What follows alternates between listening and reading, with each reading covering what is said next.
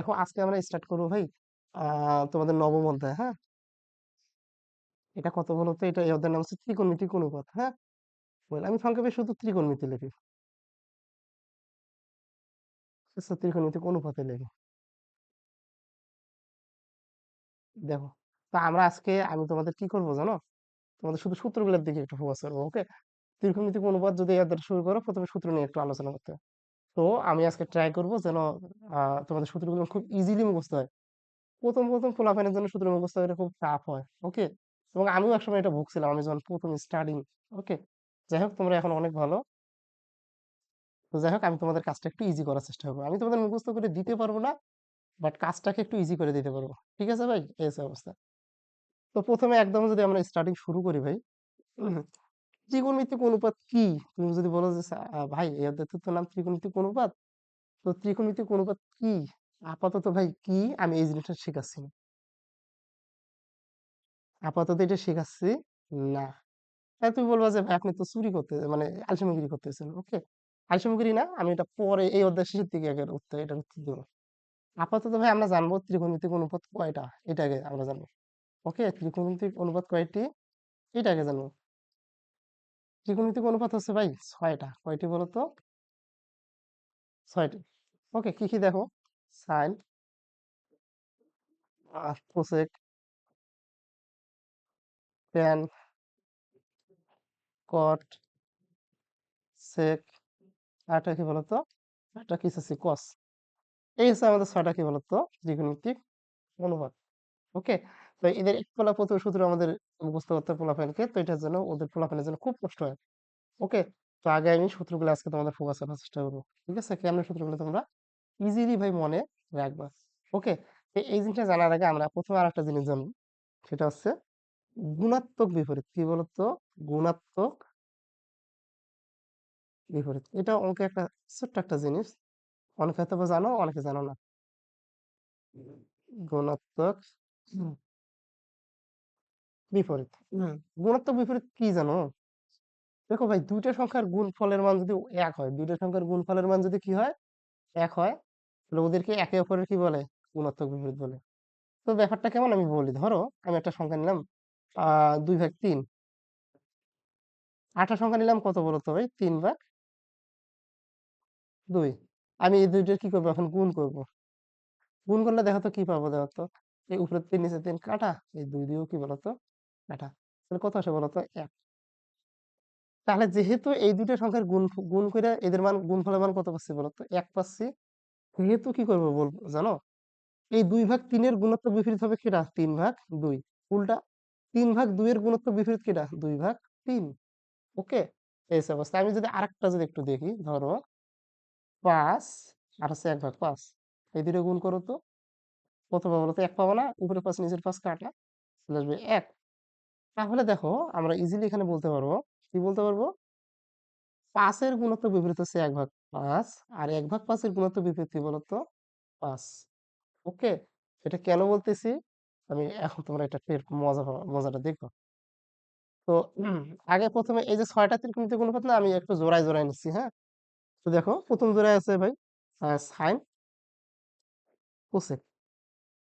জোড়ায় জোড়ায় কেন নিচ্ছি আমি পরে এটার উত্তর দিচ্ছি। পরে জোড়ায় রাখবো আমরা ট্যান, কট। পরের জোড়ায় আমরা রাখবো কস, আর কি বলতো? সেক। একটু বলতে পারো যে আপনি কেন জোড়ায় জোড়ায় রাখলেন? ওকে, তো জোড়া জোড়া রাখার অর্থটা, কারণটা আমি বলি। এই যে দেখে জোড়া জোড়া রাখতেছি না, প্রথম জোড়া দেখো এরা, তাই এরা সবাই একে অপরের গুণোত্তর বিপরীত। সাইনের গুণোত্তর বিপরীত কিনা বলতো? কোসেক। কোসেকের গুণোত্তর বিপরীত কেটা? সাইন। সে বলতে ট্যানের গুণোত্তর বিপরীত হবে কট। কটের গুণোত্তর বিপরীত কি বলতো? ট্যান। কসের গুণোত্তর বিপরীত হবে সেক। সেকের গুণোত্তর বিপরীত কত বলতো? কস। ওকে, তো যেহেতু প্রথমে এই জোড়া যদি আমরা দেখি, সাইন আর কোসেক গুণোত্তর বিপরীত, তাহলে এদের গুণ করলে কত হবে বলতো? 1 পাবো। তাহলে সাইন, আচ্ছা আমি আরেকটা কথা, আমি কোন দিইনি, কোনটা দিই? থিটা। গুণ হচ্ছে কোসেক থিটা। এটা উপর কত বলতো? 1। তাহলে সাইন থিটা এখন কত বলতো? 1/2। Cosec theta. ওকে, এটা একটা সূত্র আছে। আবার দেখো কি হয়, কোসেক থিটা সমান দিয়ে কি হয়, সাইন অপোজিটে গেলে কি হবে বলতো, ভাগ হবে। তাহলে কত আসবে বলতো, 1 ভাগ সাইন থিটা। আবার দেখো, তাহলে এখানে কয়টা সূত্র পেলাম বলতো, এই যে দুইটা, এই যে একটা সূত্র, এই যে একটা সূত্র। তুমি এটাকে সূত্র বলতে পারো। এবার দেখো এখানে ট্যান আর কট একে অপরের গুণোত্তর বিপরীত। তাহলে দেখো ট্যান থিটা গুণন কট থিটা, এই দুটোকে গুণ করলে কত পাবো বলতো, 1। কেন পাবো, কারণ এরা আছে একে অপরের গুণোত্তর বিপরীত। তাহলে দেখো ট্যান থিটা করলে এখানে কত আসবে বলতো, 1 ভাগ কট থিটা। আবার আমি যদি ট্যানটাকে পাশে পাঠাই, তাহলে কট থিটা করলে কত আসবে বলতো, মাঝখানের লাইনটা ধরো নাই, তাহলে ট্যান উপরে যায় কি হবে, ভাগ, তাহলে 1 ভাগ ট্যান থিটা। তাহলে কটার সূত্র পেলাম, যে এখানে দুইটা, তাহলে সূত্র হলো 4টা। এবার দেখো পরের জোড়ার দিকে যদি আমরা যাই, এবার cos আসছে তাই না, তাহলে cos থিটা গুণন sec থিটা, এটা সমান কত বলতো, 1। তাহলে দেখো cos থিটাকে যদি বাম পাশে রাখো, sec থিটাকে যদি পাশে পাঠিয়ে দাও, এটা হবে 1 ভাগ sec থিটা। আবার তুমি যদি এমনটাও হতে পারে যে cos কে ওপাশে পাঠাবো, cos ওপাশে যে ভাগ হবে তাই না, তাহলে 1 ভাগ cos থিটা।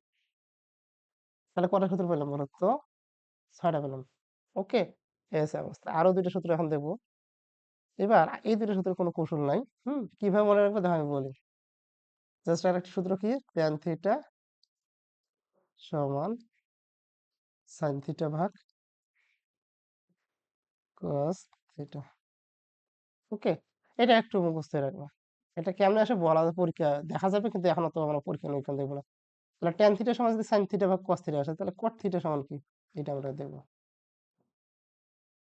তো দেখো আমি tan আর cot, এই যে এখানে দেখো tan আর cot একে অপরের গুণোত্তর বিপরীত না, তাহলে যেহেতু tan থিটা সমান আছে sin ভাগ cos, তাহলে cot থিটা সমান কি হবে জানো, cos থিটা ভাগ sin থিটা, মানে উল্টাটা, গুণোত্তর বিপরীত যেহেতু। তাহলে কটা সূত্র পেলাম বলো তো, 8টা। দেখাই কোন একটা, এই যে প্রথমে এই যে দুইটা, এই যে দুইটা, 4টা, এই যে দুইটা, 6টা, আর এখানে দুইটা, কটা হলো তো, এই 8টা তোমার সূত্র মুখস্থ করতে হবে। কিন্তু এই 8টা এইভাবে তো মুখস্থ করার দরকার নেই, জাস্ট তোমরা এইটা মনে রাখবা যে কার গুণোত্তর বিপরীত কে। তুমি যদি এইটা মনে রাখতে পারো, তাহলে মাথায় রাখবা যাদের ওদেরকে গুণ করলে কথা বলো তো 1 পাবো। ওকে, এই হচ্ছে অবস্থায় যে এটা, এটা হচ্ছে মেইন কথা, কে কার গুণোত্তর বিপরীত।